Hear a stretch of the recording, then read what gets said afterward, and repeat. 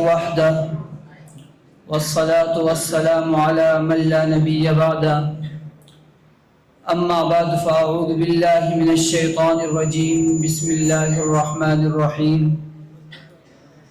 قال الله تبارك وتعالى في القرآن المجيد والفرقان الحميد واعتصموا بحبل الله جميعا ولا تفرقوا وقال النبي صلى الله عليه وسلم مثل المؤمنين في توادهم وتراحمهم وتعاطفهم مثل الجسد إذا اشتكى منه عضو تداعى له سائر الجسد بالسهر والحمى او کما قال صلی اللہ علیہ وسلم۔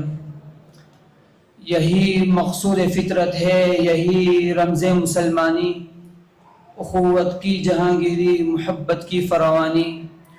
بتانے رنگ و خو کو توڑ کر ملت میں گم ہو جا، نہ تورانی رہے باقی، نہ ایرانی نہ افغانی۔ صدر علی وقار شاعر مشرق مسلمانوں سے مخاطب ہو کر یہ کہہ رہے ہیں کہ اے مسلمان، تو ذات پات نسل قوم اور قبیلے کے امتیازات کو مٹا کر اپنے آپ کو ایرانی، تورانی، پاکستانی یا افغانی کہنے کے بجائے ملت اسلامیہ کا فرد قرار دے دے، یعنی اپنے آپ کو کسی ملک یا نسب سے منسوب نہ کر۔ بازو تیرا توحید کی قوت سے قوی ہے، اسلام تیرا دیس ہے، تو مصطفی ہے۔ تعلیمات اسلامی واعتصموا بحبل اللہ جمیعا ولا تفرقوا۔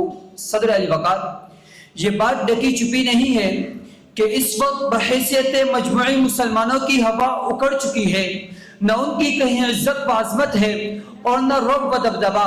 عالمی سطح پر ان کا مذاق اڑایا جاتا ہے، ان کو ایک کمزور امت تصور کیا جاتا ہے۔ حد تو یہ ہے کہ ان کے محبوب رہبر و رہنما اور کائنات کے سردار صلی اللہ علیہ وسلم کے ساتھ تمسخر کیا جا رہا ہے۔ اسلام کے پہلے جانثار صحابہ کرام رضوان اللہ تعالی علیہم اجمعین کے خلاف کتابیں لکھی جا رہی ہے۔ اقوام عالم میں مسلمانوں کا رعب و دبدبا ختم ہو چکا ہے۔ جس مسلمان سے کیسر و کسریٰ جیسے سپر طاقتیں لڑتی تھی، آج ان سے اسرائیل جیسا باولا درندہ بھی نہیں ڈرتا۔ 2.5 سالوں سے فلسطین کے مسلمانوں پر ظلم و ستم ہو رہا ہے، وہاں بچوں کو شہید کیا جا رہا ہے، مساجد کو شہید کیا جا رہا ہے۔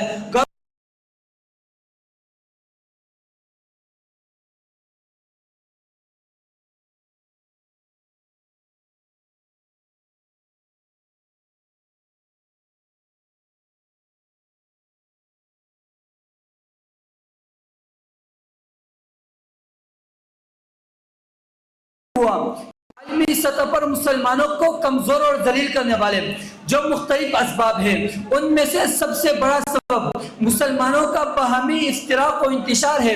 امت مسلمہ جماعتوں، فرقوں، نسلوں، قوموں، صوبوں میں بڑھ چکی ہے اور خود ایک دوسرے کو ختم کرنے کی کوشش جاری ہے۔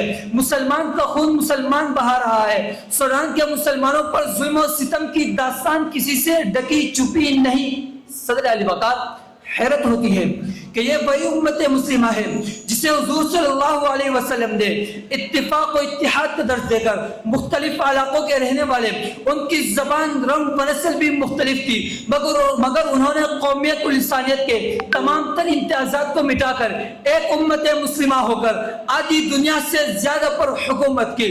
شاعر مشرق اپنے اشعار میں اس کا دوبارہ درس دیتے ہیں کہ منفعت ایک ہے اس قوم کی، نقصان بھی ایک ہی سب کا نبی، دین بھی، ایمان بھی ایک، حرم پاک بھی، اللہ بھی، قرآن بھی ایک، کچھ بڑی بات تھی ہوتے جو مسلمان بھی ایک۔ وآخر دعوانا ان الحمدللہ رب العالمین۔